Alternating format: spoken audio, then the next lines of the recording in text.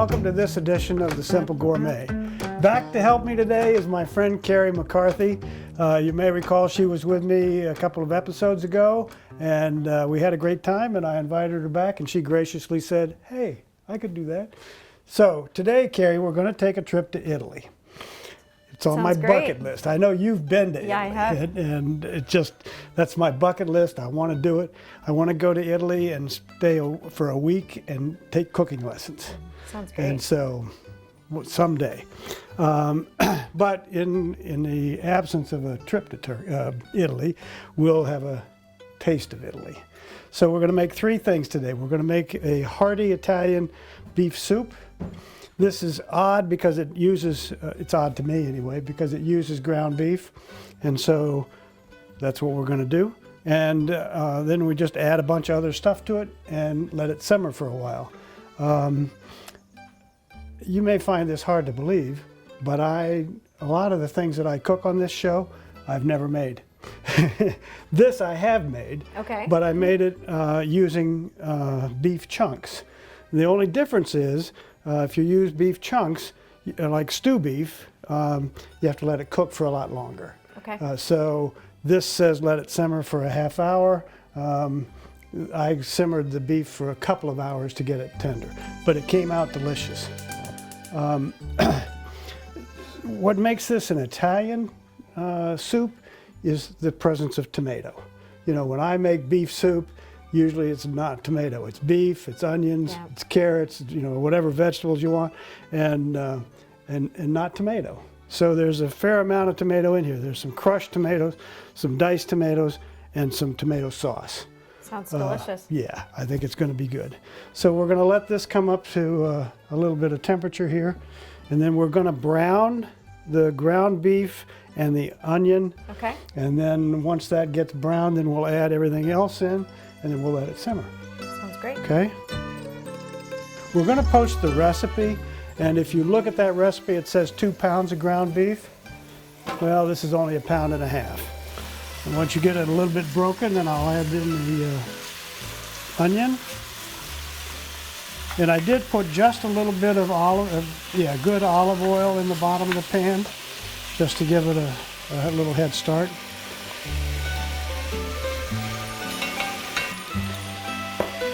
And then the hard part is just letting it brown and getting it done that way. So one of the things that I emphasize a lot is having everything done ahead of time.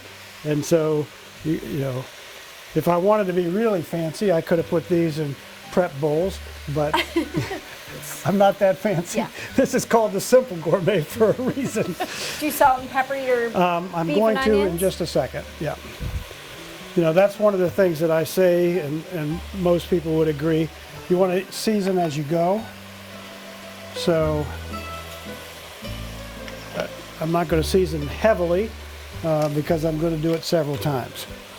But salt and pepper, and then give it another little stir.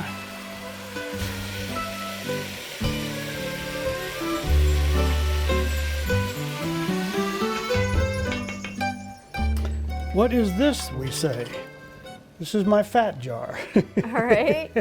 So, because this is like 80% meat and Yeah. 15 or 20% fat, there's a lot of fat there that Definitely. I want to drain off. So, my grandmother, when I was a kid, used to have a crock thing that she kept right on next to the stove. And you know, it was mostly bacon fat, but beef fat as well. Yeah. And she just kept it there, and you know, she had big cast iron skillets, and when she started to cook something, she'd take a spoon out of it and throw it. Yeah. I don't cook out of this very much, That's good. but I do make popovers using this. You do? Oh. Okay. The popover recipe that I have is wonderful. and it calls for bacon fat or beef fat, one or the other, in the bottom of the pan. Okay. And you get the pan screaming hot, like 450 degrees, and then quickly pour the batter in, throw it in the oven, and poof, and they come out. I mean, that big. I bet they're really tall and Oh. nice and crisp on the bottom. Yep. And yeah. Oh yeah. Okay, so the meat's pretty well browned. I'm going to turn the heat off because I'm going to put my hand right above where that flame is. And bring this over here. Take this spoon and scooch this back as best I can.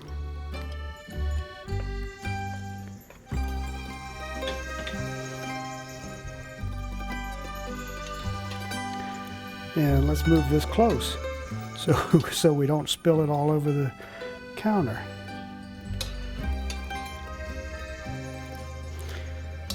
And you don't need to get rid of all of the fat. You know, you want to have some of the fat. As we frequently say on Simple Gourmet, fat is where it's at. Or as some of the cooking shows say, fat's where all the flavor is. You know, I guess that's true. I often buy the 90% beef. Very minimal fat. Yep.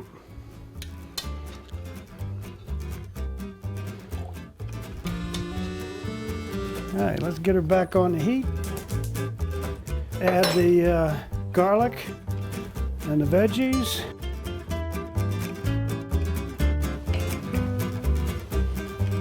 Okay, now I've got some beef broth. I'm going to stir this a little bit before I go in because I use just water and beef base. It's called Better Than Bouillon. Yeah, You use that? I use the same. Yeah, and so I just add, and when you need to stir it because it will separate out as it goes.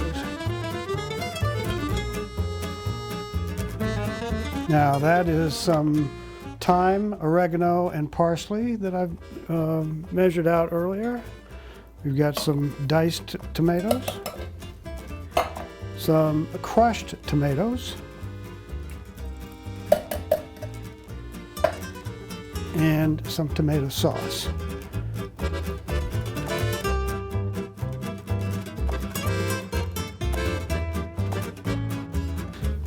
So that's pretty much it. And you can see it's nice and rich, hearty. It's got, you know, the tomatoes in it, which make it, you know, kind of distinctly Italian. Yeah. If you use the recipe that we're going to post with this, it also says a half a head of cabbage shredded. I'm not a big fan of cabbage, and so I'm just not doing it. One of the things that we do is use a recipe to depart from. Yeah. So I'm just going to let this come up to a boil, and then I'm going to move it over to the small burner and let it simmer. Sounds good. Okay? Quick soup.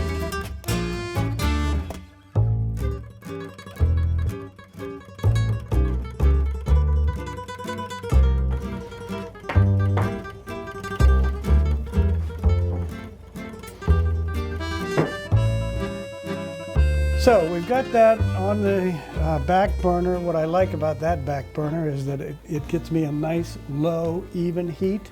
So we'll just let it simmer while we're messing around with all this other stuff. Sounds great. So we're going to have some fun. We have a pan of water that's come to a full boil. Now, I should tell you folks that I salted this water, and Carrie gave me a shudder. And I said, most of the books and chefs that I read and talk or listen to say that your pasta water should be the taste of seawater. And we both tasted it, and it's not as salty as the Atlantic Ocean, I can tell you that. It's not, but it's strong. Saltier It's than, a lot. It's saltier than you would normally do. Definitely. But one of the things about salt is you salt things to bring out the flavor, not to make them taste salty. You know, like I salt watermelon, and it's not to make the watermelon salty, but it makes it makes the taste of the watermelon pop. It makes it taste more like itself. Same thing with a raw slice of tomato, a little salt on it. Yeah. salt on that. This next dish is called spaghetti Mangiafuoco. Carrie asked me if I knew how that was really pronounced, and I said, well, I'm sounding it out. But Mangiafuoco is a character in Pinocchio. There's your trivia for the day. Based out of Florence. Yeah. That's where the story takes place. And that word translated means fire eater. So that's apparently what that guy does. Huh. And pictures of it, if you Google it on Wikipedia or whatever, you'll see pictures. This big scraggly beard and all this. Anyway, fire eater is what this is. I saw this on Diners, Drive-Ins, and Dives. Wonderful One of my favorite shows, and guy was in Italy, and he was in this little tiny restaurant, and this little nonna was there cooking, and she threw stuff in a pan and throw some pasta in, and all done. So this is my take on that. So I've got some extruded spaghetti that's used brass dies, which makes it, you can see there's a texture to it. See the? Yeah, definitely. It's a rough texture. Huh. So that makes it special. It's different than just regular pasta that you would use. It also is slow dried instead of fast dried like you would do in a high volume. It is made in Italy, and here's the package. And where did I get this? Big Lots. Big Lots. Big Lots in Farmington has a fairly good selection of this Italian spaghetti. Huh. So I saw it in there one day, and I said, well, let's try that. And so you've had it before? Yes, and this is one of the dishes I've made. So once this comes to a boil, and you'll notice that, they're hung like that. Yeah. So they dried like that. Just keep giving that a little stir until it comes back, and once it comes back to a boil, we'll set the timer. I've got this olive oil heating, a little garlic, some anchovies. Is that just a jar? Just jarred anchovies. Just a jarred version. And I'm going to turn the heat off because it got a little warmer than I wanted it. And you shouldn't worry about the fact that, oh my God, there's anchovies in there, because they will break up and dissolve, and you'll never see an anchovy in here once you get to it. I've never cooked with anchovies. Well, had it a few times, but never cooked with them. Yeah, and you saw some anchovies when you were in Italy, I bet. We did. We definitely did. We had it on pizza, and we had some appetizers with anchovies. And so this is some capers. Again, it's a little salty, so it's not going to be too salty when it's all said and done. But there you go. And a little bit of fresh basil. And a little bit of fresh parsley. So now we add just a little green stuff to it. Okay, so now I've got about one package of cherry tomatoes that I've sliced in half. I'm just going to give this a little time to break up a little. And then I'm going to put in some passata. This, again, I got at Hannaford. Passata. So we've used tomatoes in several forms today. In the soup, we had crushed tomatoes. So that's tomatoes that they take the skins off and just crush them. There's diced tomatoes. I suspect they take the skins off of those too, but I don't know for sure. But then just cut into a dice. Correct. And then there's tomato sauce, which is different from the passata in that the passata, it's more liquid than paste and less liquid than spaghetti sauce. Yeah. I mean, so it's like an in-between. Yeah, it's between tomato paste and sauce. Okay. Or crushed tomatoes. A lot of times crushed tomatoes, you can't really tell that it's not tomato sauce. Maybe there's a little skin in them. We're going to add just a pinch of red pepper because the title says fire eater, so we'll put a little spice in it. Add a little fire to her. The way the little nonna made it in the recipe, that's it. Okay. So when I made this the first time for company, Donna said, well, you got to have a protein. So I said, okay. So we'll put some shrimp in. So that's what I've got here. It's maybe half a pound of raw shrimp. What did you marinate it in? Just a little olive oil, salt and pepper, and maybe a little hot pepper powder. Okay. And then we just let it go. One of the things about shrimp is you don't want to have it overcooked. So you want to just give it a quick saute. And now I'm going to turn the heat off and season it, but just lightly with the salt because it's already got a fair amount of salt in it. Some pepper, fresh ground pepper. And then let's taste it, see what it tastes like.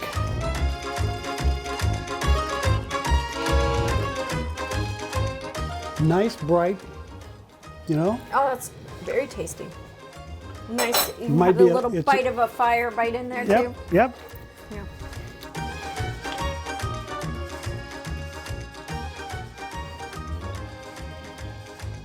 I think that's done. This is what's called al dente, which means to the tooth. So I'm going to dump this into a colander.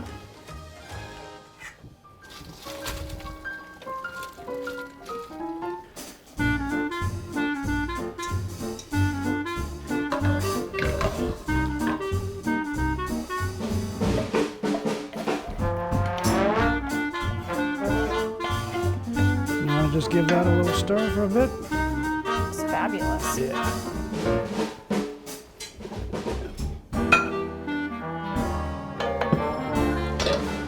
So let's serve this.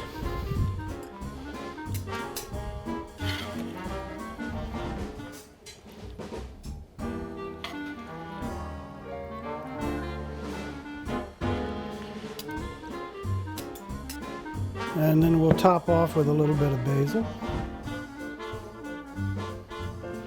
and a little bit of parsley. And I just happen to have some freshly grated Parmigiano Reggiano because that's what you're going to use for the next dish, but it also looks good on this dish. That is spaghetti al Mangiafuoco, and it's Stan's version of it, and it looks mighty good, and we'll have a taste in just a second. Make sure you get a shrimp. Oh, I'm going to get a shrimp and a tomato.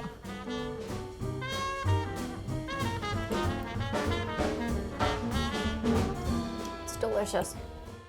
It's going to taste the red pepper biting through. It's delicious. I like that. I like that too. You can taste the shrimp, you know, and it's not the star of the show. It's not supposed to be. It's got just a little bit of a kick for the peppers. Yeah. You don't feel like you're eating fire, but you know, you at least can tell there's a little simmer back there. The pasta is done. I love this pasta, and you know, it's an 8-ounce package for $2.50. So it's not the cheapest pasta you'll buy, but it's good. It's not a bad deal. Yeah. It's affordable. So there it is, spaghetti Mangiafuoco, and I hope you try this at home. It's really simple. All right, so our third dish today is Cacio e Pepe, cheese and pepper. It's probably the most simple Italian dish that there is.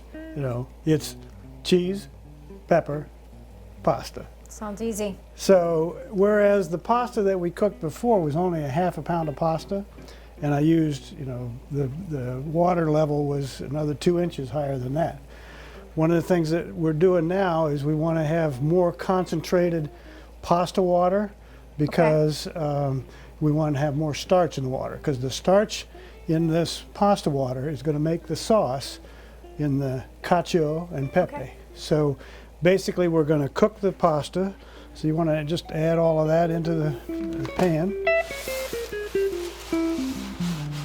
And then we'll just let this come back to a boil, and then we'll start our timing, and I think it says 8 to 9 minutes. As I said, the sauce is the simplest thing in the world to make.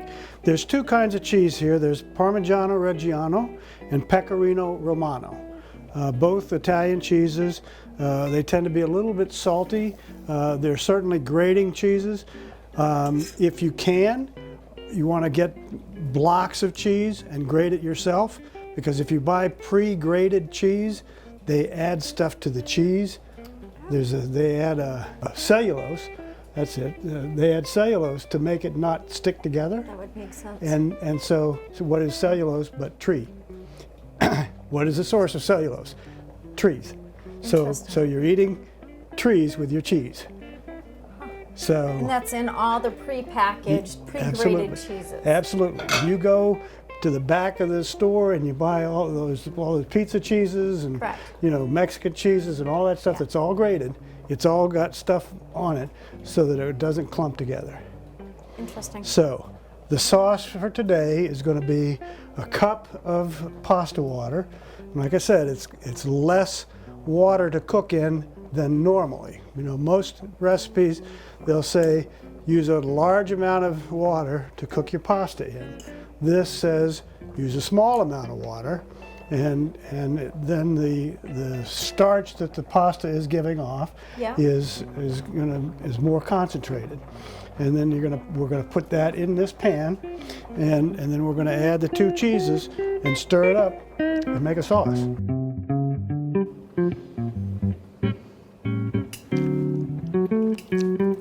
I say that's done. What do you think? Okay? Perfect. Okay, now here's the tricky part.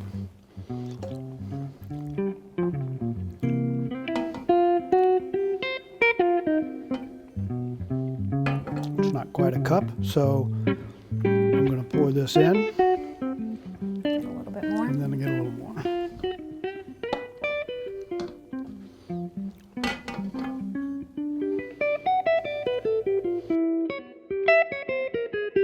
So we're going to just get this heated a little bit more. We're adding our 2 kinds of cheese. This is Parmigiano Reggiano, which is real Italian Parmesan cheese, made in Italy, made in a certain place in Italy. Nice. So that it can be called Parmigiano Reggiano. If you see anything that says Parmesan cheese, It's not made in Italy, can be made in Italy, but not made in that one little region, and not made to the specifications that are required by the government. Okay, interesting. And not necessarily aged. I mean, one of the things that makes this really good is that it's aged for a long time. Mm-hmm. There are wheels of Parmigiano Reggiano that have aged for 10 years Wow. or more. And now that's a generous 2 teaspoons of black pepper.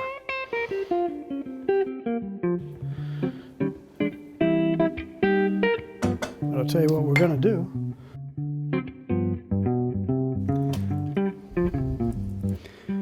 So if you give that a stir around, please. Smelling good. And it's thickening up, so it's doing the right thing. All right, so I'm going to try to serve this up. I don't know if you noticed, but the last time with that other dish, because the pasta had broken up so much, I really couldn't do what they call the twirl. Yeah. So this has not broken up so much, so we take this, we get it over there, and then we twirl. And it just looks a little nicer.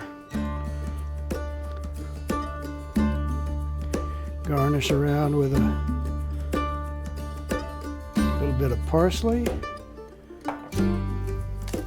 Another little fresh cracked pepper. And that's it. Cacio e Pepe, one of the easiest dishes you'll ever make in your Italian repertoire. So I hope you try this, and I hope you enjoy it, and I think we should try it too.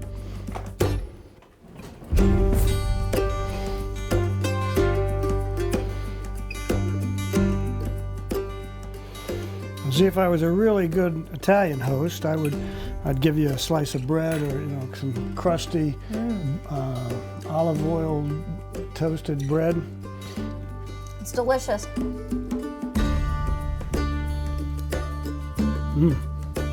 Very peppery. Very, very peppery. Not salty like the but boy, that pepper just kind of hits you right in the mouth. It's a good bite. Good. Yeah, it's good, delicious. And the pasta is cooked perfectly. We got it just right. Good job.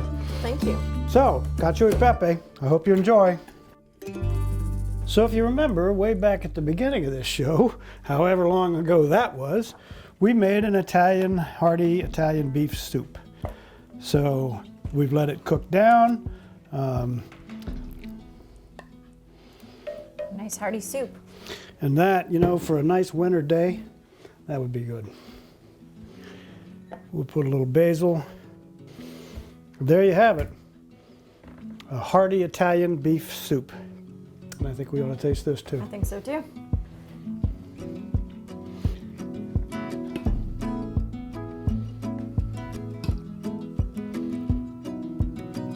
What do you think? First taste was good. It's steaming now. You can taste all that, the thyme and the basil.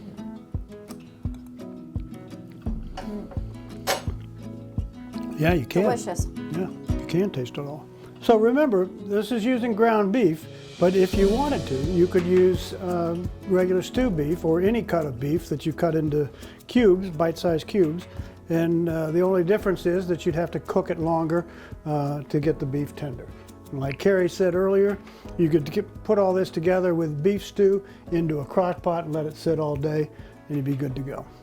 So that's it for this edition of The Simple Gourmet. I hope you've enjoyed our little trip to Italy. I hope you'll come back again and visit with us. Thank you, as always, to Hannaford for their sponsorship. Thanks to all the people who support Mount Blue TV and Beeline Cable. And we hope you come back again. Thanks.